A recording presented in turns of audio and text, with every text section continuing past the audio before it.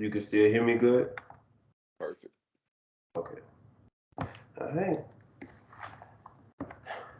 I can't see you. You can't see me? Mm-mm. Let's do It's just this. your profile picture. All right. Good now. Yep.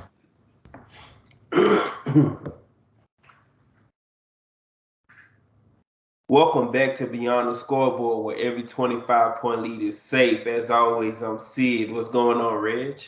Hey, doing good. Starting the year off great with a big victory.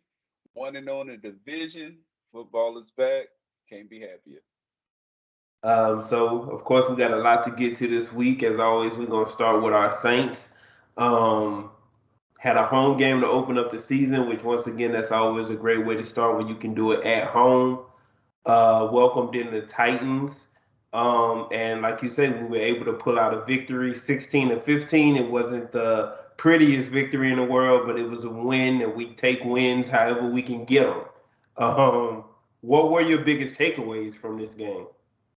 Nothing to be worried about for as New Orleans go. I think the biggest concern is still the offensive line, which many of us had concerns prior to going into this game. Some may feel like the defensive line was kind of issue two at one point. I was there as well, but I'm completely sold on the D line. Offensive line and interior, to be exact, I think we need to get a little bit more strong, a little bit more physical. We have a very finesse type of offensive line with more um, moving with our guards and things of that nature versus just manning up, putting a body on the body and outpowering teams. But it was a great way to open the gates. Like we said, the Titans. What better, way to test your offensive line than against the Titans, a team that have one of the best defensive lines in football. Definitely a big, strong, physical unit. It wasn't easy to run the football, so like I said, I think we got tested, right out of the gate. I wasn't the happiest with the results for as how well we were able to protect our quarterback. Um, Jamal Williams was basically a non-fact on the ground. So they defensive line to me done a great job of controlling the game. But for us, the Saints moving forward, I have no true concerns. I think we can definitely fix some of the issues that was exposed this past weekend. Yeah, so, and when you speak of the offensive line, on 39 dropbacks, there were 15 pressures, 8 hurries, 4 sacks on Derek Carr. Um, you just spoke on the interior more so, and my biggest concern across the offensive line is Trevor Penning, and it's not even about talent; it's about experience. So once again, he only started one game for us last year before getting injured again. So we're looking at a player who's basically in their rookie season. And it's not like he came from this big college, to where you have offensive line that you feel like is 100% ready to step in there. And it's going to be a learning curve for him. And like I say, he had some trouble, but I mean, once again, a lot of our offensive line had some trouble on Sunday. And most of that is because, like you pointed out, the Titans have a really good defensive front. Very good. So that was part of it. It wasn't just, oh, our offensive line is bad. Nah, the Tennessee Titans just have a really good defensive line. And once again, being able to, it seemed like the offensive line put it together more so towards the back end of the game, which is what you're looking for in situations like this. Is can they hold? Can they begin to start holding up at some point during the game? And they were able to. We were able to watch the game together this past Sunday, and I told you when we were sitting there that one of the first things I had to bring up was Carl Granderson. Um, I don't know how many actual pressures he had. He ended up with 4 tackles, 1 tackle for a loss, 1.5 sacks. It seemed like anytime a big play was made on defense at the line of scrimmage, it was by Carl Granderson or because of Absolutely. Carl Granderson. Absolutely. He might Um, as well had the three interceptions as we call it this past weekend.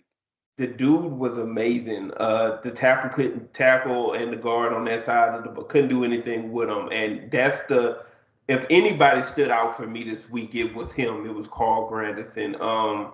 Peyton Turner looked okay when he was in, but then he got hurt. Hmm. So and that doesn't help him in trying to get reps away from Carl Granderson. But yeah, I had to speak on him first. Um, Outside of that, man, you really touched on everything. Even the one thing you didn't say, which was we did speak about all the pressure Hmm. that Derek Carr was under. He performed well He under he that re- he pressure. he did. I Yeah. wanted to actually stay on this topic. I just didn't want to rush it because it was so many takeaways. I just tried to hit the obvious issues. Oh But no, yeah, we here, Derek man. Carr was fantastic, right? You spoke about how often he was pressured, he was Hmm. hurried, and he was flat out hit. But still to deliver, so many quality throws. They have a high QB rating, high completion percentage, and only one turnover. That Yeah. turnover, it really shouldn't have been because it was an error throw. He just repeatedly was getting pressured right up the middle, which is the hardest pressure for QBs to handle, but he was getting that consistently, which led to an errant throw. I definitely think, moving forward, every team we face won't be as toughly built on the defensive line as the Titans. Oh, Um, and 100%. and we saw a lot of those kind of bonehead interceptions throughout this whole first week of football from quarterbacks that's even better than Derek Carr. But with the pieces that's around Derek Carr, we know what we have on our offensive line. I don't think it would be an issue moving forward. And one more, I have to do it. Just I don't know if you can see me flexing my muscle, but it was good to see my boy Michael Thomas can't guard Mike Beck in action, holding on the balls. First play, 20-yard throw down the field, catching it on the side of the shoulder. For those out there calling my boy Slant Boy, look like Michael Thomas is back, man. And that was my other thing too about Derek Carr. Like I said, performing well under pressure, man. Chris Olave, Michael Thomas, Rashid Shaheed, even Jawan Johnson. We could throw him in there too. Those Oh guys man, had those guys had great games. You had Olave, Thomas, and Shaheed all go over 60 yards. All had 5 catches or more. And he had the touchdown. hmm And then Jawan Johnson early on, I want to say he had a modest game that he finished, but he had some big plays early on hmm during that game too. So once again, man, the biggest worry, yeah, the biggest worry is the offensive line. It is not much of a worry. I think once again, I think the experience for Trevor Penning as the season goes along, he's going to play better and better. And oh as long as we can stay healthy, then I'm not concerned. Like yeah. I say, and I know one of the biggest things for you coming into this season was us being able to get pressure on the quarterback. Carl Granderson showed that he's going to be bringing some pressure, and we know what we're Yeah, getting from man. Cam Jordan on the other side of that football, and the D Hmm. tackles. The D Yeah, I tackles, was just about to say, yeah, they played the, great. yeah, they played great. So once again, I'm not too concerned. We got the victory. Special teams was great.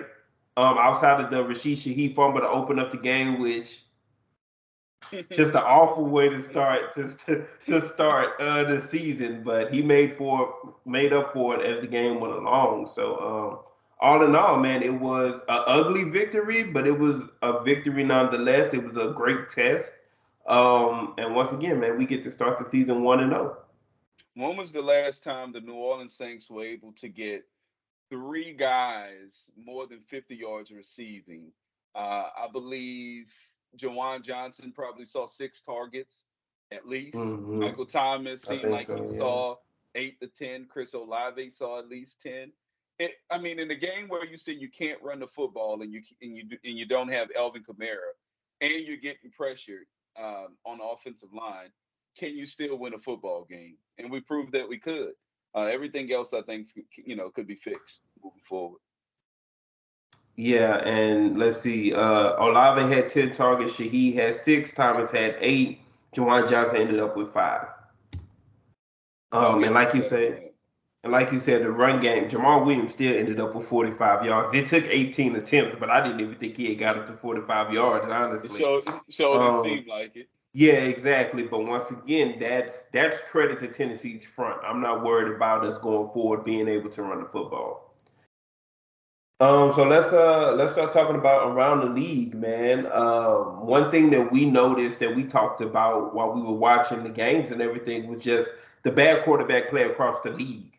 Yeah. We could start with our game with Ryan Tannehill. Like Ryan Tannehill Woo! had an awful performance on Sunday. That Um, was flat out pitiful. That wasn't even bad. That was flat out pitiful. They could have flew me in. to quarterback that game for Tennessee, bro. That was bad. And there were more bad or mediocre performances than there were good performances. Cause I went through and looked, cause I was like, man, I You don't had even have to three. look.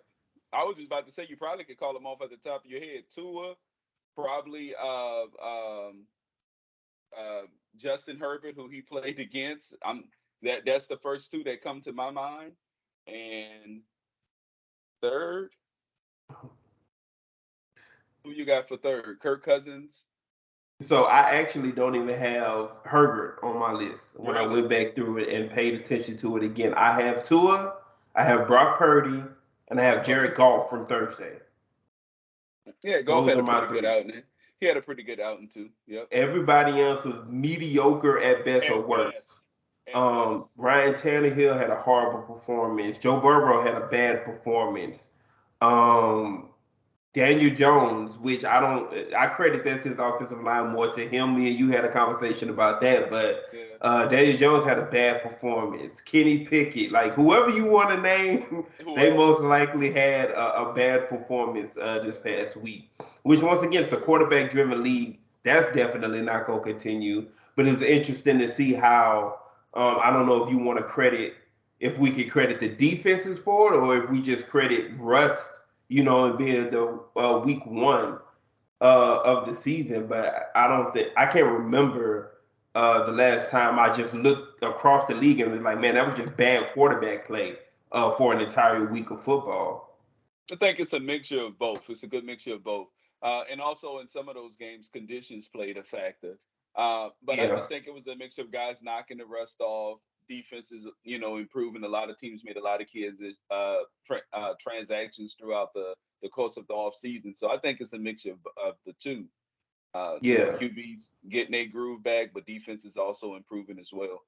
And you could throw Kirk Cousins in there with the good quarterback plays too. Because even with Tua, I was a little hesitant because Tua and Kirk Cousins are pretty much in the same boat. Their Hmm. their great their good performances came off of great performances by receivers.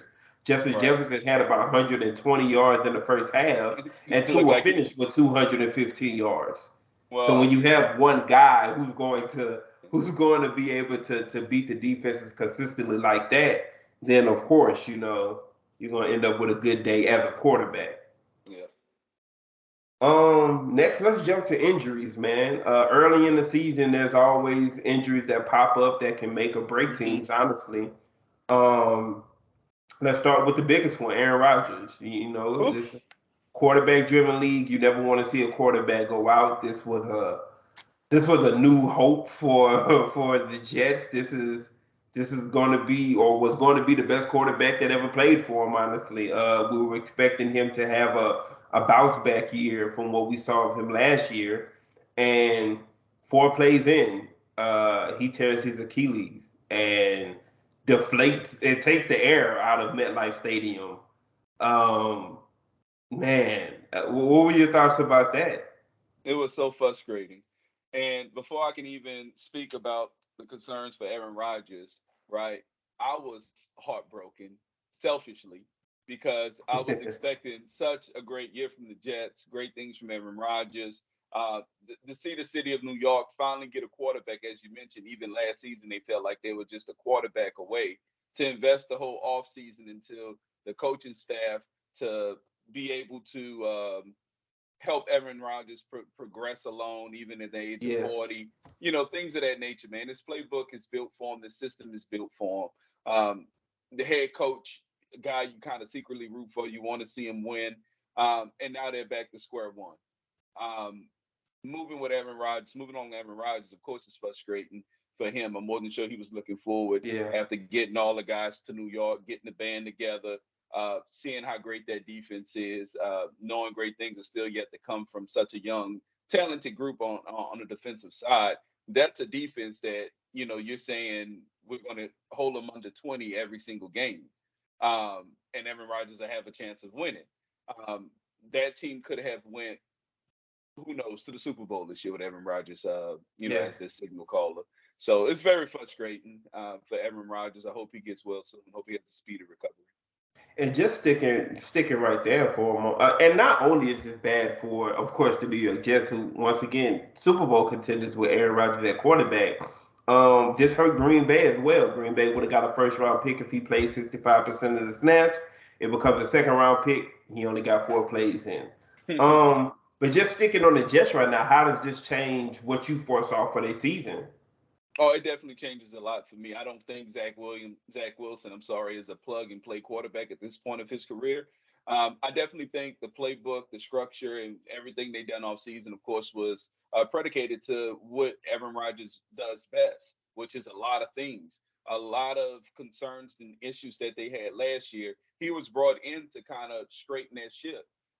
He has so much knowledge between the ears. It's things that we can't even fathom to even speak about just on this show. He was brought in to be a leader, not just vocally, but on the field, to make the necessary throw, to make the adjustments pre-snap, all of those great things. And to me, if you result right back to Zach Wilson, who didn't have an offseason with the first unit, who didn't have the playbook customized to his fitting, who didn't have weapons brought in to his disposal, uh, the offense was not put together on what Zach Wilson does. It was put together on what Aaron Rodgers can do.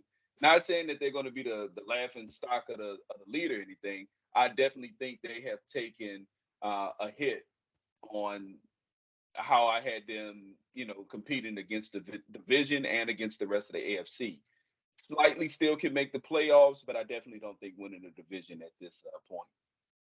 And I still have them making the playoffs too. So two things about this. One, for me, it 100% depends on the veteran quarterback that they turn to bring into their quarterback room. Whichever quarterback that'll be, they have lots of options out there. You're talking about a great run game and a great defense. What we talked about last year was not them needing one of the top 10 quarterbacks in the league, but them just needing a competent quarterback. Um, the decision to say, look, Zach Wilson is our quarterback right now, and that's the plan going forward, that's the right one because Zach Wilson is the one that spent his offseason with you. He's going to be more familiar than anybody that you can bring in right now. If they bring in a Colt McCoy, a Trevor Simeon, hell, a Matt Ryan, somebody you feel can come in and not turn, who for one can learn your playbook quickly, but for two, when they're in there, they just don't lose the game for you. We talk about that a lot with middle of the pack quarterbacks. You don't have to win us the game, just don't lose it for us. And if they can bring in a quarterback that's capable of doing that for if they can't get it out of Zach Wilson, that's the biggest thing for me. So if they end up bringing in a quarterback like Trevor Simeon, Colt McCoy, Matt Ryan, trading for a Jameis Winston or what's the other quarterback I saw earlier? Taylor Heineke, like a guy like that. If they can bring in any quarterback like that, I still feel confident that they will make the playoffs for sure. But that's gonna be the biggest factor for me is uh, if Zach Wilson can't, be competent this season, then who's that quarterback that they're going to be turning to? And like I say, if it's somebody who's at least competent, I still believe in their playoff hopes.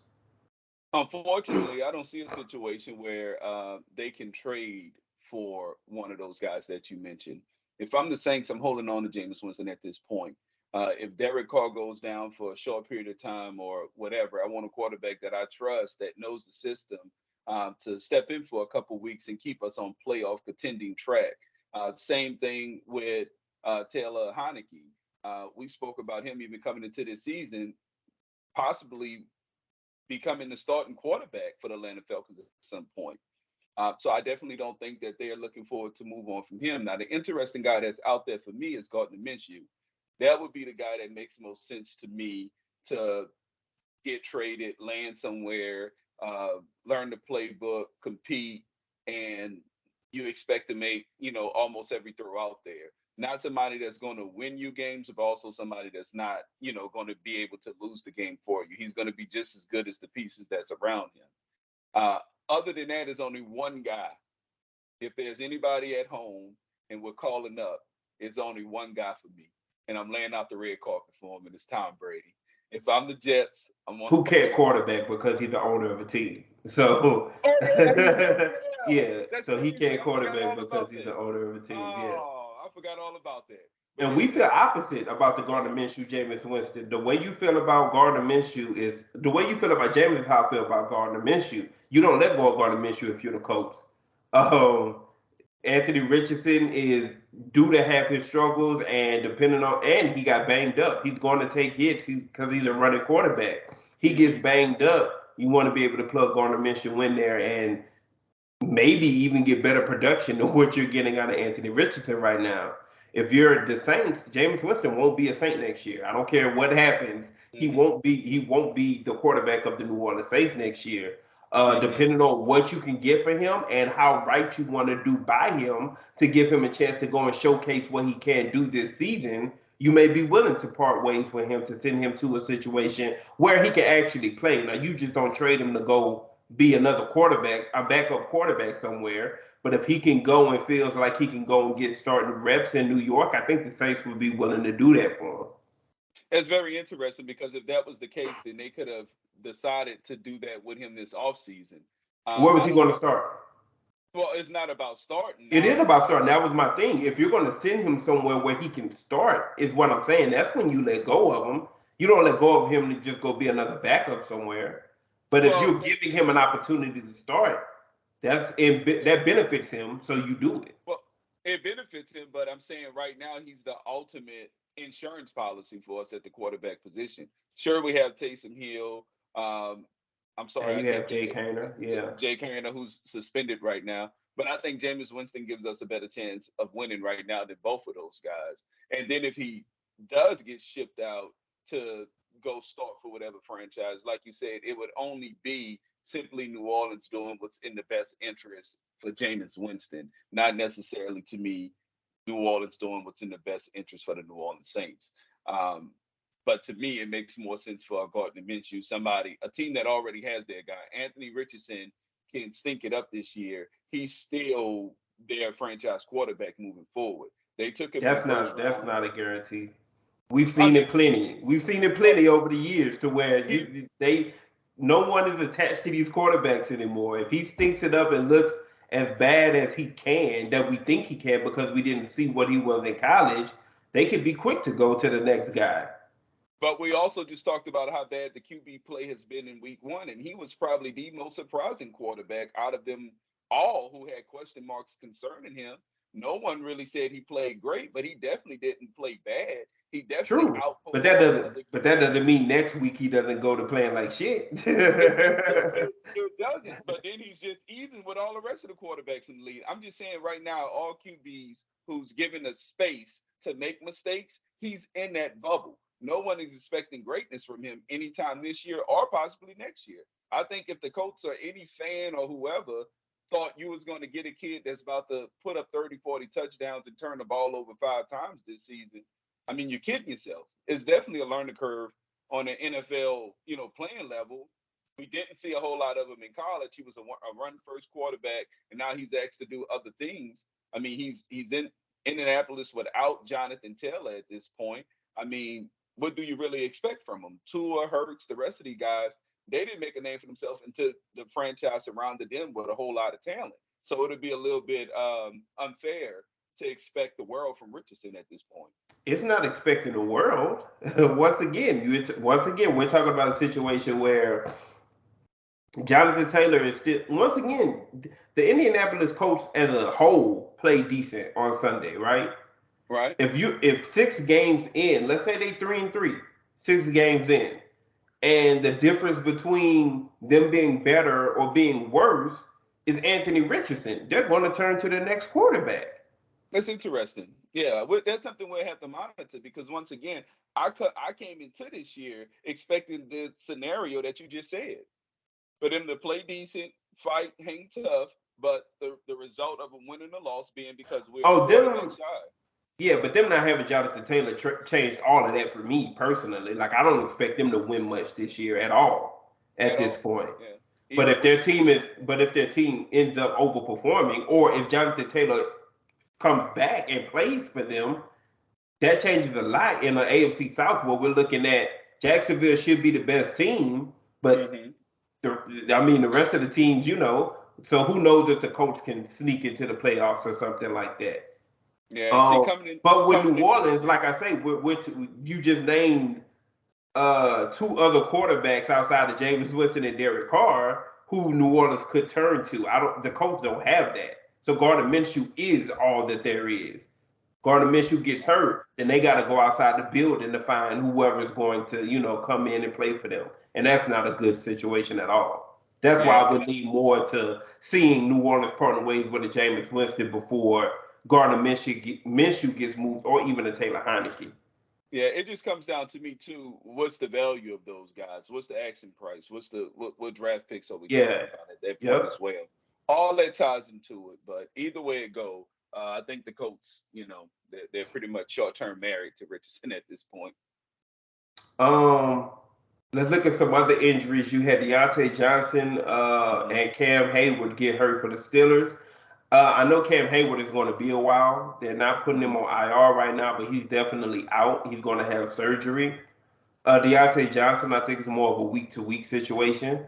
But Yep, once again, that's huge. We saw Pittsburgh Steelers offense who couldn't do anything this past week. it's a Um, hamstring that he's dealing with, right? I think so, yeah. Okay. Charles Cross for the Seahawks, he has turf toe. He's going to miss some time. They signed Jason Peters. Jason Peters is the guy that they're turning to in that position. J.K. Dobbins, we saw him tear his Achilles. Unfortunately. He was the first big injury of the day. We saw that. Hmm. Marcus Williams tore his pec. They don't think he's going to, well, they say he may not be out for the season, but another guy that's going to miss a whole lot of time. N'Kobe Dean, he's going to be out with a foot injury for about a month at least for the Eagles. James Bradbury got hurt. Oh, he's in the concussion protocol, so we'll see if he gets cleared with that. Jacoby Myers of the Raiders is in the concussion protocol as well. And Peyton Turner also has turf toe, if I'm not mistaken. I didn't see a timeline on his injury, but I figure he's not going to play this week at least. That's Um, a lot of injuries piling up already.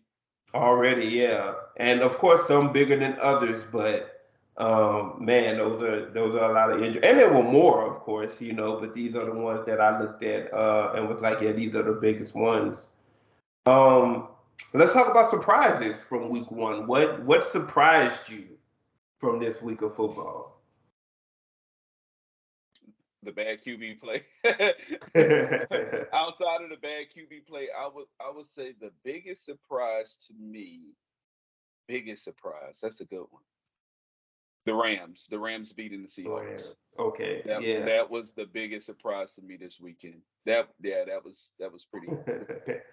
Yeah, the Rams came out. They played good defense. Of course, you still got Aaron Donald on the defensive line, but the rest of the defense was able to hold up against what should be a good Seattle Seahawks offense. DK Metcalf, Tyler Lockett, Jackson Smith and Jigba, who I think he got hurt during that game as well, and then Kenneth Walker. So you have an explosive offense, and the Rams defense was not only able to basically hold them in check. I mean, they held them in check enough to win, but you're talking about Matthew Stafford on the other side of the ball being able to get points Right. without Cooper Cup. Uh, and, That's shocking. relying on Tyler Higbee, Cam Akers, Kyron Williams, Tutu Atwell, and a rookie wide receiver that I never heard of until Sunday. So it's going to be interesting if the Rams are able to be consistent going forward, being able to play like that. To me, the biggest surprise was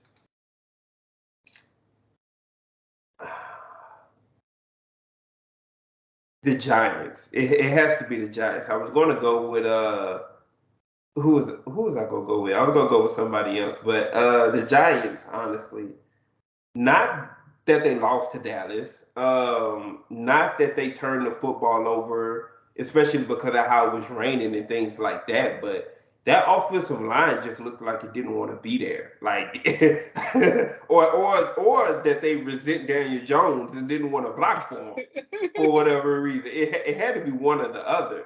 But coming out the gate, they moved the football down the field on that first drive and then fumbled it. And then after that, it's interceptions, sacks after sack after sack.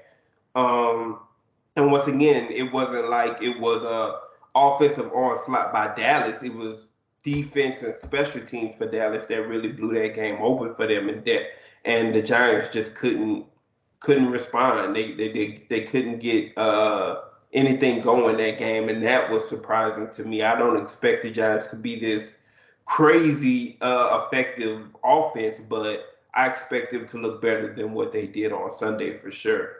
Absolutely. What was Um, shocking, I oh, think go the ahead. biggest takeaway from the Giants offense was the receivers. You spoke about the time, but we saw a lot of games where offensive line struggled, but receiver still was able to create enough separation to get at least a target. Daniel Jones, like you said, he was basically out there by himself. He was Yeah. he was playing a football game by himself. And once again, I can't overreact to that either yet, because they had a bad wide receiver group last year. This year it's going to be better. But once again, gotta credit Dallas for the past 3-4 seasons. Dallas have had under Dan Quinn, they've had great defensive play, and that continued this week. Not only was it Michael Parsons and Dorrance Armstrong and all those guys getting to Daniel Jones, but it was Trayvon Diggs and that secondary actually being able to keep those receivers in check.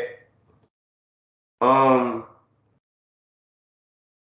Last week we made our picks. You went 3-1. I went 1-3. We both had the Saints. We both had the Chiefs. You picked Dolphins. I picked Chargers. You picked the Jets. I picked the Bills. Um, So yeah, you're 3-1. We're 1-3. I mean, I'm 1-3. And the first game, of course, that we're gonna pick, which is actually one of the last games of the week, is our game, Monday Night Football. The New Orleans Saints travel to Carolina to take on the Panthers, who I didn't even mention their injuries, but I know J.C. Horn isn't playing next week and DJ Shark isn't as well. So an offense that struggled mightily, not just because they have a rookie quarterback, but it just didn't seem like that offense had anything going for it on Sunday at all. They're down. Well, DJ Shark didn't play last week either, so he's going to remain out. But now on the defensive side of the football, they're missing one of their big players in J.C. Horn. We are favored by 3 in that game. How you got this one playing out? I think the Saints win by 7 here. Carolina is a very underrated defensive team. And I took the time out to just call out some of these names because I think when people think of the Panthers, they think of like just some sorry team. But just what that was last year when that was last year, the year before, when they were like top 5 for Yeah, I American think that was football defensively. I think it was I the think year that was the before, year man. before last The year, year but before last year they last. were good as well. Yeah. They were pretty good last year too, man. Brian Burns, Frankie Lavu, Jeremy Chin, Shaq Thompson, Shy Tuttle, spoke of J.C. Horn, Dante Jackson, Von Bell. That's a pretty good defensive Derrick unit, Brown. man. You didn't even mention Derek Derrick Brown, I Brown. forgot Derek Yeah. Brown, who led them in led them in tackles this past And week. I think Out of they all have Sam people, Hubbard over there too, opposite of Daniel that's Brian a Burns. I think, yeah. that's a pretty good defensive unit. What was the hmm corner that I always forget about that they added a couple years ago? Henderson, C.J. Henderson. That's Yeah, who you. CJ Yeah. Henderson. They got a pretty decent squad. It's just another typical team in the NFL that has a solid defense or pretty good defense, but the offense is still coming along. Now they did run the ball very efficient this past week. I think they combined for like 149 yards. hmm So that is something to watch out for. Unfortunately, we just played a tough defense, and I think that front four is slightly better than this front four. Yeah. As when you're evaluating players individually, um, I think the Saints have more success running the football. We continue to spread the wealth. We get Derek Carr a little bit more time. I'm sold on Derek Carr at this point after one game. If he was able to do that with all the pressure in his face, we buy him time, it's just gonna look beautiful. Michael Thomas is back healthy. I have no concerns there, and we already know what you're getting from the New Orleans Saints defense. So I say Saints by 7. And it's chemistry and it's chemistry and rhythm as well. I felt like Derek Carr and that offense got into a rhythm late during that game. Mm-hmm. There was no need to score again at the end of the game, but just getting that big play in order to seal the game for us. I think that pointed to the rhythm that they had begun to get into. For Carolina, there's nothing I just spoke about. There's nothing about their offense that fears me. Like we went into the Tennessee Titans game, it was like, well, they have DeAndre Hopkins and they have Derrick Henry in the backfield, and they're going to try to get Tajay Spears involved. And we saw all those things. All those players had their moments against us. There's not a player on Carolina's offense that I'm looking at and being like, yeah, we have to be concerned about him. Miles Sanders is a serviceable running back. He's not Derrick Henry. Right. Their best wide receiver is Adam Thielen at this point. Um, he doesn't put any fear in me, especially against our secondary. Hayden Hurst, a serviceable tight end, doesn't put any fear in me. And then they have a rookie quarterback who we always tend to have good success against.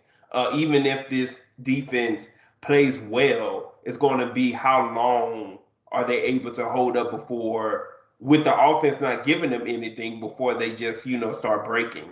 Um, I'm going to go more than 7. I think we win this game at least by 10. Um, if I had to put a score on it, I'd probably say something like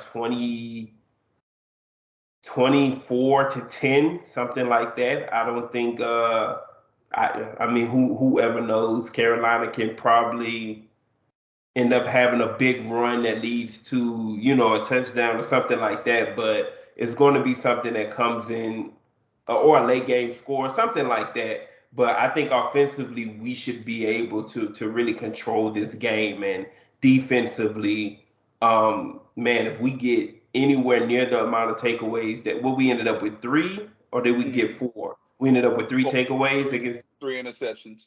three. If we get three interceptions against Carolina, we should that should be 30 plus points. Easy. So but I'm just gonna bank. I'm gonna be modest, and I'm gonna say we can force at least one turnover against this team, probably a handful of sacks. But Mm-hmm. yeah, I'd say about 24-10, 27-10, something like that. I'm gonna go 27-20. I don't think we get the interceptions. I expect Bryce Young to be pretty gun shy this week after throwing the 2 interceptions this past weekend. So I expect him to kind of hang on to the ball a little bit longer and not even take certain chances But after you, having some turnovers. but you think they have success on the ground? Because you I said definitely, 27-20, right? yep, I definitely Yeah. think that they have success on the ground as a Okay. whole, not just Yeah, one yeah, guy yeah. better than us, but as a whole. I got you. Um, Next game we're going to look at is Thursday night football for this week. We got the Vikings versus the Eagles. The Eagles are 6.5 point favorites in this game. What you got for this one? This is a very interesting game, and I think I have this game being closer than what most people do. I am slightly taking the Eagles to win this game. Okay. Um, I don't think that they will win by 7.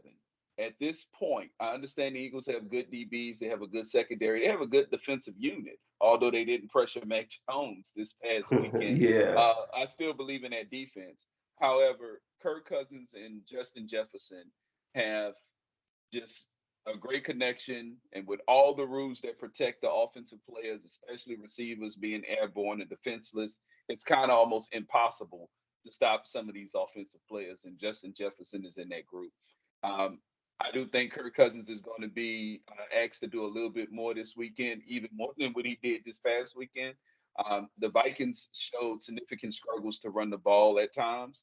Um, I just can't see that fixing itself over the course of a few days. Yeah. That's something that they're going to have to continuously improve a little bit by little bit, each week to kind of fix that issue. So I think that they're going to air it out even a little bit more this upcoming week. I'm sorry, this upcoming game against the Eagles. However, AJ Brown left some balls out there. It was a bomb that He caught on the sideline, kind of got out of his hands. It looked like he caught it live, but on the replay, he was still trying to get possession of it. He had a couple slants that him and Jalen Hurts just wasn't on sync in. That offense just wasn't smooth. It wasn't the Eagles' offense that we saw last year. Not only do I think the offense played better this week, I also think the defense plays better. But I think Minnesota hangs tough. But I'm going with the Eagles. I'll say Eagles by 3. I agree with you. I think that the Philadelphia Eagles offense will definitely look better this week, but I'm predicting a shootout right here. I don't think that the Eagles defense looks much better, especially that front seven. And if Bradbury doesn't play, you're down a corner. Matter of fact, they play Thursday. Yeah, he's probably not going to play. So, Hmm. being down another corner, I think that Justin Jefferson, Jordan Addison, T.J. Hawkinson, I think those three guys have success against this Philadelphia Eagles defense. And I mean the same vice versa. I think Philadelphia has success against Minnesota as well. I'm going to pick the Vikings to win this game. I I came think very that close. yeah, I think they'll be able to run the football better than they were this past week with Madison. And like I say, man, I don't know. I think it may come down to who has the ball last. It may come Absolutely. down to Jalen Hurts just taking one more riskier chance than Kirk Cousins will be that leads to a turnover, and maybe Kirk Cousins gets out of this game without any turnovers, and that'd be the difference. But I'm going to take the Vikings. I'll take them by a field goal. I'm not mad at you. That's what I took the Eagles by. Yep. I think this is gonna be a much closer game than what most people think. Yeah. Let's do the Chiefs. Chiefs versus the Jaguars. I'll go first on this one. We saw what happened to the Chiefs last week. They lose 21-20 opening night to Detroit. Their defense played way better than I expected them to. Uh, Patrick Mahomes didn't play bad. His receivers sold him out. Kadarius Tony specifically, but we're just gonna That say. man, that man said receivers and name one guy. Just throwing that out there. But Chris Jones, he restructured his 1 year deal to where he Yeah. has some incentives in there to where he can make some more money. So he's back in the building. I expect him to play Sunday. Um, and then Travis Kelsey. Travis Kelsey looks like he's on pace to be back this weekend as well. I like Jacksonville. I like Jacksonville a lot. I think this is just. I think I'm taking Kansas City honestly because I think this is let's prove a point game. Like okay, now we're back healthy. Last week didn't really go how we wanted to be. I think it's a bounce back game for Kadarius Tony as well. Honestly, I think that this offense is going to be clicking the way that we're used to them clicking this week. I'll say Chiefs by no, not by 10. They're favored by 3. I think they win by a touchdown. Okay. We kind of see this game very similar. Chris Jones being out there is going to make somewhat of a difference. If Travis Kelsey plays, excuse me, of course that means the world to Yeah. Patrick Mahomes in general. But um, how much more can Kansas City offense do if Travis Kelsey does not play? That's my question. If he Yeah. does not play, what more can they do? How many trick plays? How many reverses? I mean, what can they come up with to be able to make the offense just consistently flow as if Travis Kelsey was there? Because that was the issue against Detroit. He had no safe haven on the field. He had nowhere to go pre-snap against man-to-man coverage. He was actually reading progressions against man-to-man coverage. We have not seen that from Patrick Mahomes in a very long time. It's been Travis Kelsey or I'm taking off running. And if Travis Kelsey does not play, and I'm the one who think he does not play for whatever reason. I think the knee. He's 32. Maybe he needs just a little bit more time to recover. It's still early. They don't want to Yeah. risk playing him too early, exposing him for a potential higher risk injury. So let's play it safe. Maybe he's ready to play, and they still want to just play it a little bit safer and give Yeah. him additional rest. I have to take Jacksonville. At this point, Jacksonville showed me that they can run the football. they can pass the football, they can play decent defense, and most importantly, they can control time of possession. So I'm taking Jacksonville to have an overall good offensively day against Kansas City. And even okay, let's speak on that fact too. So if Travis Kelsey doesn't play, for me, again, it's still we got a point to prove game. You brought up the trick plays, and I think they did too much of that last week. And I don't know if that was the plan going into it, or if that was to compensate for not having Travis Kelsey. But I think they need to dial that back. Once again, I think Kadarius Toney is going to have it on his mind that he needs to perform better, and I think he does. We're talking about somebody who as a league has been talking about him being one of the most talented receivers. He just can't stay healthy. Health wasn't an issue for him this past week. I hope it's not for him this week. I just expect him to have a better performance. I think we see more of Pacheco. I think we see more of Justin Ross, the wide receiver out of Clemson who couldn't play last year, but we saw him have moments last week as well. So I just think overall, we just see a better performance from that offense, whether Travis Kelsey is there or not. Like I said, I don't think that they run over Jacksonville. Jacksonville is a good team in its own right. Detroit may have a better defense than them at this point, but Detroit has a good defense, so that's nothing to be ashamed of. But offensively, Jacksonville definitely has some firepower to them, but Kansas City's defense looks pretty good as well. So, like I say, I think this comes down to maybe. I mean, I think it's going to be a one possession game. I got Kansas City winning by a touchdown, but I couldn't be shocked if Jacksonville was able to take this win. Gotcha. In the last game, we're going to pick the Ravens against the Bengals. The Bengals are favored by 3. This is their first home game. They were in Cleveland last week, right? Hmm. Yeah, they were in Cleveland last week. I can tell you this: I definitely expect more than 82 passing yards from Joe Burrow this week. That we can y'all can pistol me down for that one. I'm assuring y'all that one. Which way do you have this game going? This is also a very interesting game, division game. Two teams that always play each other pretty tough. Cincinnati, I mean, no matter what they do this week, is going to be better than what we saw them do offensively Yeah. and defensively from last week. They pretty much got punched in the mouth and they had no answer for it. It wasn't that the Browns had more talent, they just had more passion. They were more aggressive. They wanted it more. They had a point to prove. That's how they played. I expect the Bengals, who's known for being a finesse unit offensively, but people forget how good their defensive line is at times. Yeah. That's a team that was just in the Super Bowl a couple years ago. I don't think Joe Burrow forgot how to throw a football, and I don't think Jamar Chase forgot how to run routes. I just think it was a mixture of everybody had an off game.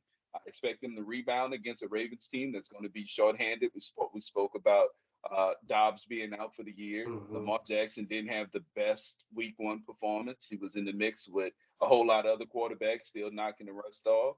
Um, I just don't see the Ravens being able to score as many points as the Bengals, a team that just only put up 3.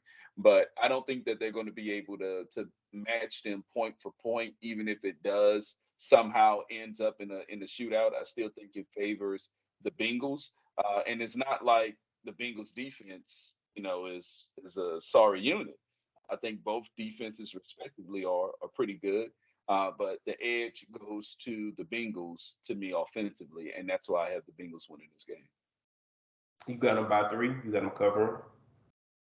I would go 6. I would say Okay. Bengals by 6. I'm taking Baltimore.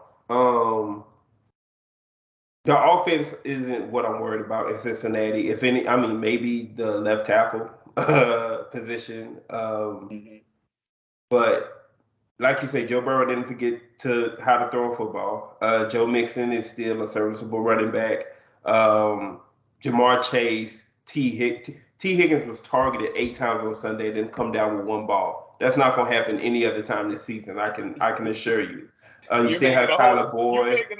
You're making a lot of promises And they here when it comes easy. to the And they Bengals. easy ones. They easy. These are the easy ones I'm able to make. So Cincinnati's offense, I think that they're gonna go back to looking at what we expect them to be. No Marlon Humphrey this week for Baltimore. I don't think he played last week either. Actually, so he might be on IR.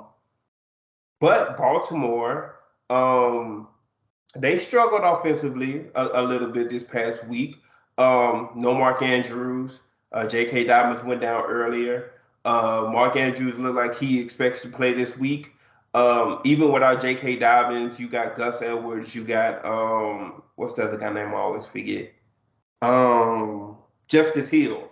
You have Gus Edwards, you have Justice Hill. These are guys who have been around. These are guys that they trust and have, belief in. Um, and then once again, you get Mark Andrews back, which that benefits Zay Flowers and Odell Beckham, and ultimately Lamar Jackson. We know what Lamar Jackson can do with his legs. I'm with you about Cincinnati's front seven. I don't trust their secondary. You lost Jesse Bates, you lost Von Bell. You didn't bring back Eli Apple, who is the only corner I can name for you. I can't tell you who their cornerbacks are right now.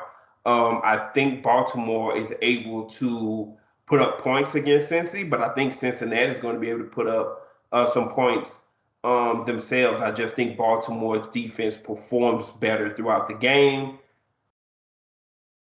I'll do Baltimore by 3. I'll do Baltimore winning this game by a Justin Tucker kick late. Gotcha. Baltimore by 3. So I think we went opposite on every. Oh no, we both. Yeah, I think we went opposite on every game except for the Saints game. The only one that matters. Really? You sure? Yeah, because you took Philly, I took Minnesota. You took the Jags, I took the Chiefs. You took Cincinnati, I took Baltimore. I think that's the first time in the history of shooting shows. You sure you don't want to go back and take the Panthers? The who? They go keep pounding. They're gonna get pounded. Keep pounding. That's what we're gonna keep pounding them. That's what it's gonna be. Oh man, but yeah, man. Weekend. It's good to have football back, man. Once again, Thursday, Saturday, Sunday, Monday, we got football. Back. So, man, hopefully this week we can bring in another victory, go 2-0. Overall, our division did good this past week, which was surprising. Once again, I mean, we had 2 of them play each other. We did have a division matchup between Atlanta and Carolina, but Tampa Bay getting the victory over. Dang, who did they play? Somebody they shouldn't have beat. Tampa Bay because Baker Mayfield, he stiffed on one of their DBs. Lord Jesus, I can't even think who it is. Oh man, they won a close one. It was 21-17 or something like Minnesota. that. It was Minnesota. Yeah, it was Minnesota. Yeah. So they ended up winning. So yeah, we have 3 1-0 teams after week 1 in the NFC South. So that was surprising. But yeah, man, we got another week of football. College football was good last week as well. We don't dive too far into that, but USC rolled on Stanford. Colorado and Coach Prime got their second victory. They started off slow, but they ended up getting that one together. Alabama loses to Texas. Texas is in the top 5 for the first time in I don't know how long. But yeah, we got some good college football that's going to continue this week as well. So man, football is back. We're back. We're here every week. We might have to start getting in some extra episodes, but we'll definitely figure that out. We appreciate y'all, and we'll see y'all next week. Who that?